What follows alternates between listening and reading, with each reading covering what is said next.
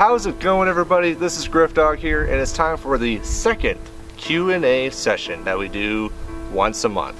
So I'm just going to go on ahead, I'm going to answer some of your guys' questions, and then I'm going to give you guys a bit of a life update. Just where I'm going to progress in life and let you guys know kind of what's going on with me and the channel and the what have yous. So with that out of the way, let's start answering some of your guys' questions.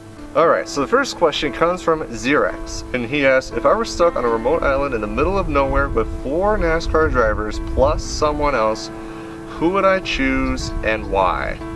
I guess off the top of my head, I'd probably say Dale Jr., because I know he has experience with like fishing, and so I think with his fishing skills, he can definitely help me out, catch me some fish on the island. Joey Logano, honestly, because I know how he smiles all the time, right? And so being on an island, it can get depressing. So seeing Logano smile will just make me smile. And then the next person I'd probably say would be, I'd probably say Kyle Busch, because I'm pretty sure he'd have some M&Ms on his pocket or something like that. So I could probably go ahead and do that. Then I'd say Matt DiBenedetto. He's a good guy, and I've seen all of the stuff that he's posted on social media. So those 4 drivers, and then you said someone else, right? Plus someone else. I'd probably say Aaron Rodgers, because he said someone else. So I don't know, because Aaron Rodgers is a cool guy, and I feel like me and him could be buddy-buddy. So yeah, so hopefully that answers your question. So Corey McNeil was talking about the recent news that came out that Ryan Blaney's moving over to the 3rd Penske team, and Paul Menard is going to drive the 21 Wood Brothers car. Now, Corey McNeil does not think it's a good idea, and he thinks the 12 car should be driven by Marcus Ambrose. What do I think of that? I personally don't think it's a good idea, just because Marcus is more satisfied in Australia right now. And I could see it being a move that would happen like maybe 2011, 2012 or something like that. But now, just because he's gone from NASCAR for so long, it'd be weird just to see him jump back into it. So hopefully someone agrees with you. Unfortunately, I don't. Kboy71 asks, would I ever consider doing What If that goes in depth into the truck and Busch series? Maybe. If I can get far enough into the Cup series side, then I can maybe touch on Busch and trucks, because I mentioned like in One More Spark that there are like for example Casey Atwood, who's driving the 23 car in the Cup series, right? I said he was doing one more full season in the Busch series, so I could maybe like talk about that a little more, but I want to get the Cup side a lot more developed, and then we can talk about Busch or trucks sometime down the road. And then the next question from Sam Pizza, as he asks, what are my thoughts on Bowman in the 88, Blaney in the 12, and then will Suarez win in 2018? So Alex Bowman in the 88, it was expected. Like honestly, it was going to happen. Like good for him. I'm glad he earned the ride. And the more I think about it, it definitely does have like a Jimmy Johnson and Jeff Byrne-esque feel. Like he wasn't like dominant in the Xfinity series, and when he wasn't in those not as good rides in the Cup series, he didn't really show his worth. But now that he has a good car, it'll be interesting to see if he could be competitive on a more regular base. And then as for Ryan Blaney in the 12, I say that's a good move, because I'm actually surprised it took so long for Penske to get to the 3rd team. But now they do, and it'll be interesting to see what sponsors go with Ryan Blaney. First sponsor I could think of is like Snap-on, because you saw that Snap-on Xfinity Series car that Joey Logano and Ryan Blaney drove. So I could see that moving up to the Cup Series, but we'll see. And so I guess I'm going to throw that on to you guys. What sponsors do you think will sponsor Ryan Blaney in 2018? And then will Daniel Suarez win in 2018? It all depends on this year. I'm going to say if he does win in 2017, he will win in 2018. But if he's not successful this year, I don't think he'll be successful in 2018. The other junior asks, who is my least favorite NASCAR driver? I did answer this in the previous Q&A video, but it is Jimmy Johnson. And I'm not going to go too in-depth into that because I talked about it in the previous Q&A video. Mr. Ocean CM3882 asks, who do I think was the biggest shock winner this NASCAR Cup Series season so far? I would probably have to say not one, but the 2 wins that Ricky Stenhouse gained at Talladega and Daytona. It's a shock that he has 2 wins, but the fact that he was able to do it at both the super speedway tracks shows that he is good. I wish that he can win on the not super speedway tracks, but still, nevertheless, winning both the super speedway races, excluding the Daytona 500 so far, shows that he's got some stuff. Nathan Amiot, sorry if I said that wrong. He asks, after all the races this season, who do I think will win the Cup Championship? At this point, I'm going to go ahead and say Martin Truex Jr. He's garnered all those stage wins, and he has a lot of stage points to his advantage. And plus, with the crash he had last year at Homestead, I think he's going to redeem himself, and I think he will win the championship this year for Furniture Row Racing. Jonathan Mick asks, will I ever make another stop motion? Not anytime soon.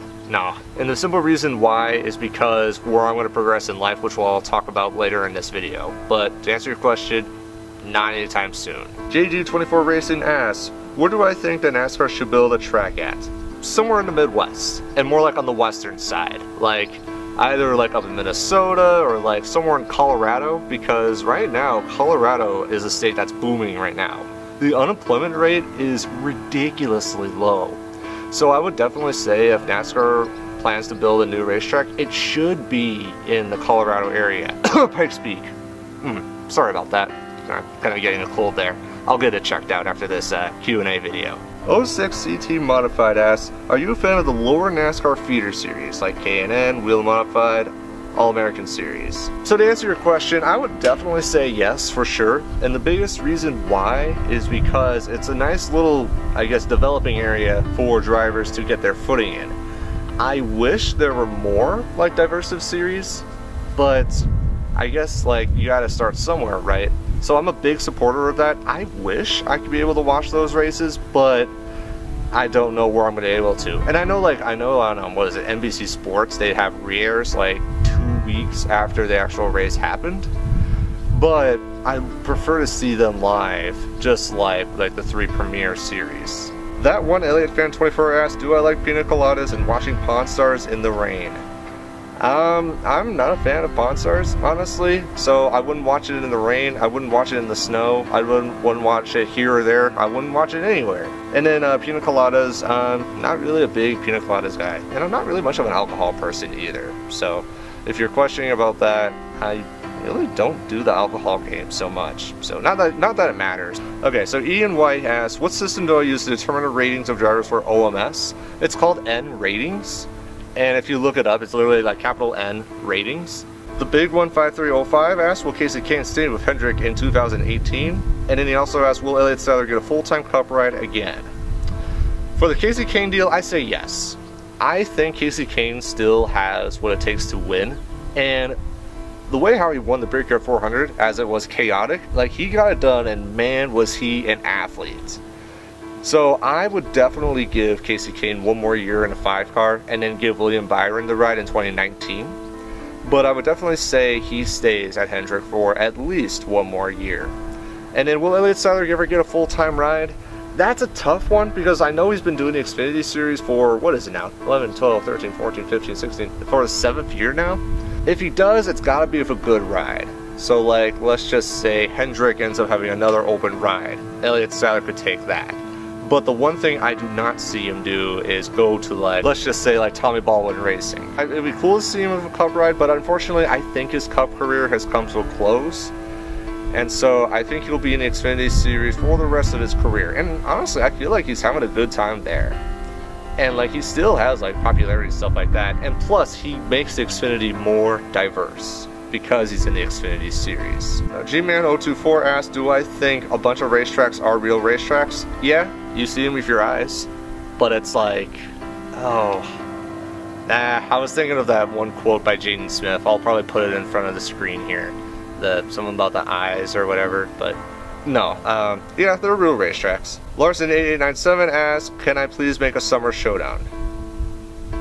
And then Alex Bonzenagor, or something like that, also asked, when's the summer showdown? I will actually answer that at the end of this video when I talk about the updates. Will Doyle Wallace Jr. move to the Cup Series in one more spark? He eventually will. I'll give you that. I'm not going to say to which team and what car he'll be in, but yes, he'll be in there. The Texan99 asks, what are my thoughts on Jimmy Johnson winning his 8th?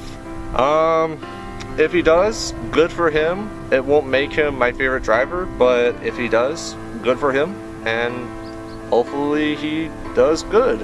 Now again, he's not my favorite driver, but like, I'm not wishing anything bad onto him. Alright, Down Nice asks, when I said that I forgot about Bobby Allison, will he drive for the entire 1988 season and beyond? So I mentioned, I think it was an earlier episode of Grifftalks, that one of the things I missed in the prologue was Bobby Allison, because he had the career-ending crash in 1988, but I forgot about it in the prologue. What I'm going to do is, like, I will add him in, but I'm not going to specifically say, like, what extent.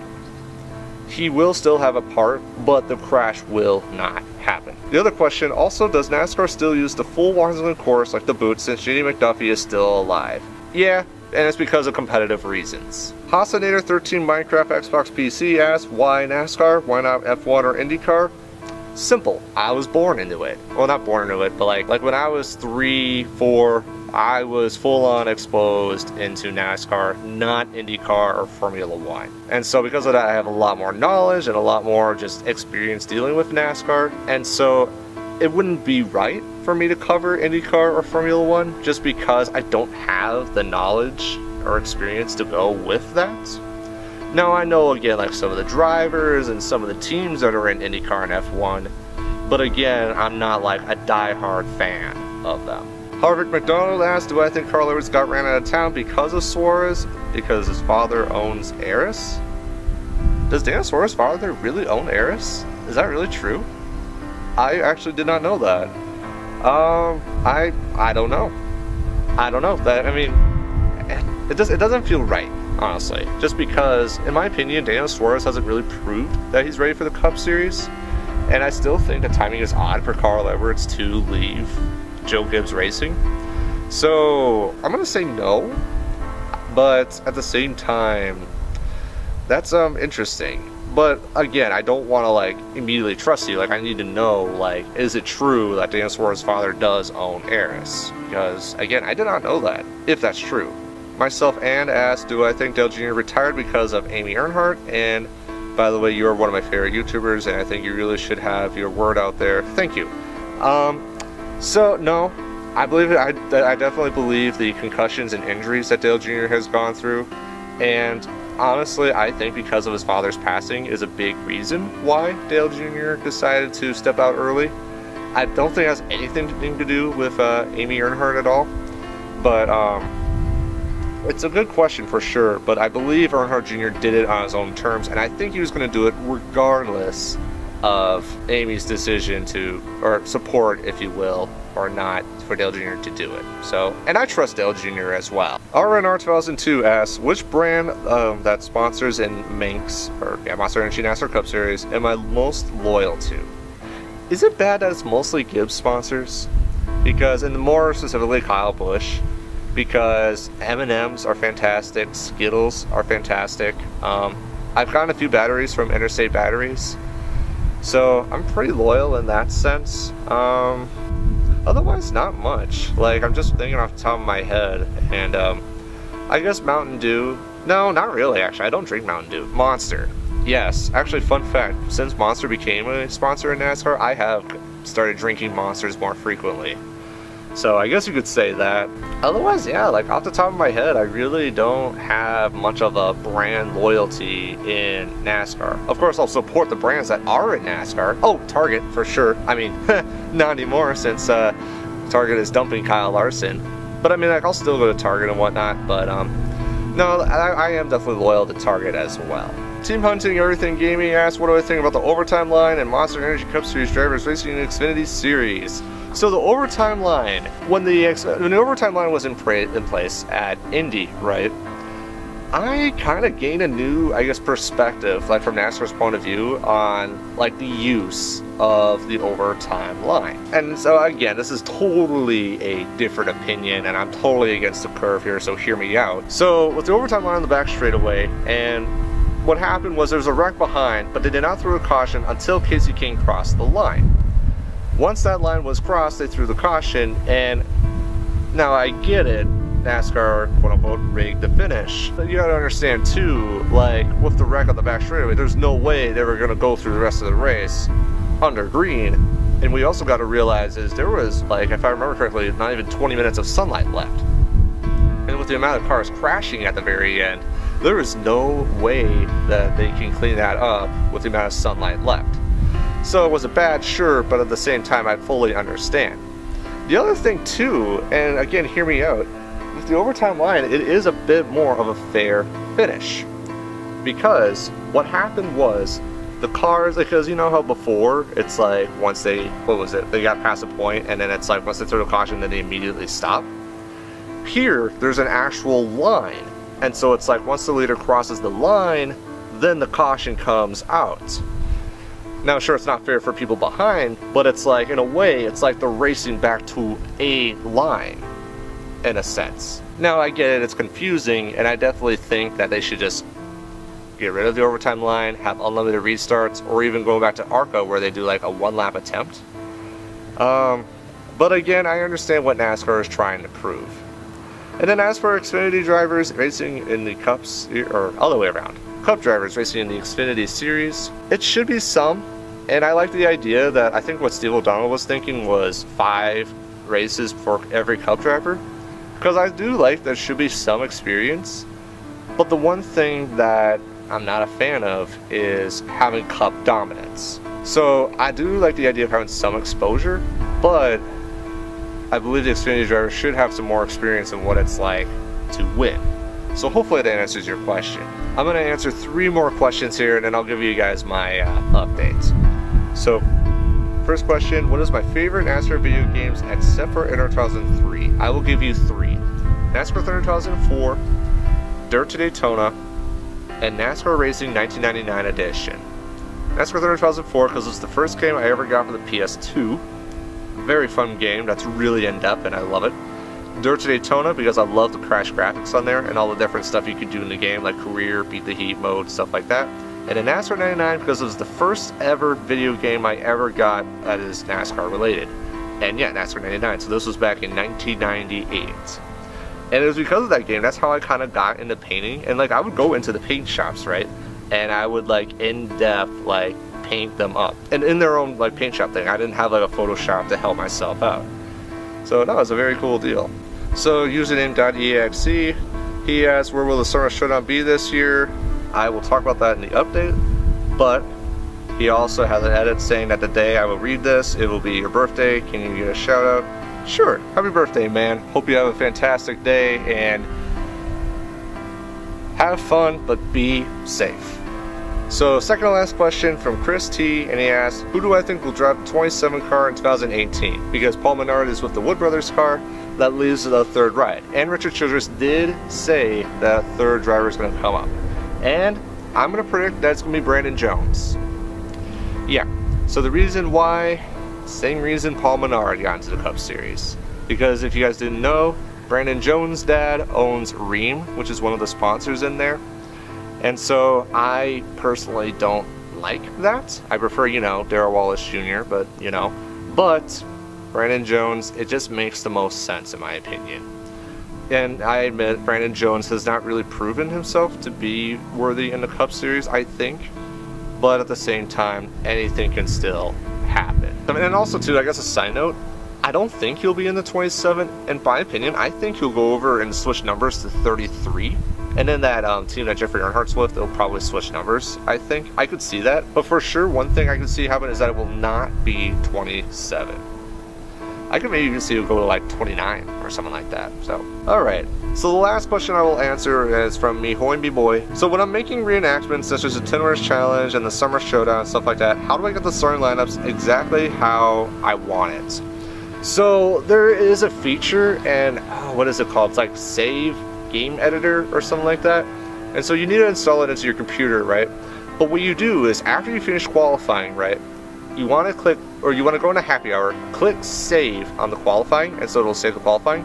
Then you open up the program, and then you want to like go into the file and like figure out which race that you save the qualifying for. You go into it, and it has the lineup of all the drivers. And then you go in, click, and you can like move them to whatever position you want. So those are the questions that I have answered. Thank you guys so much for asking. And again, I do apologize for not getting to everybody. But as you guys know, every month I will do a Q&A. But actually next month, I'm going to do something a little different because my birthday is a little bit after September. So instead of having one at the end of August, I'm going to wait until we get to September, and I'll do the Q&A then.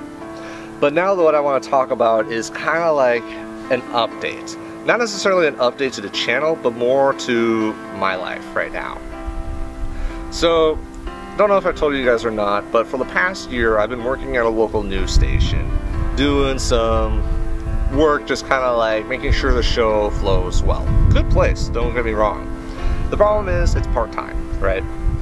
And so I guess I don't want to get too specific, but it's time for me to, I guess, move on with my own life.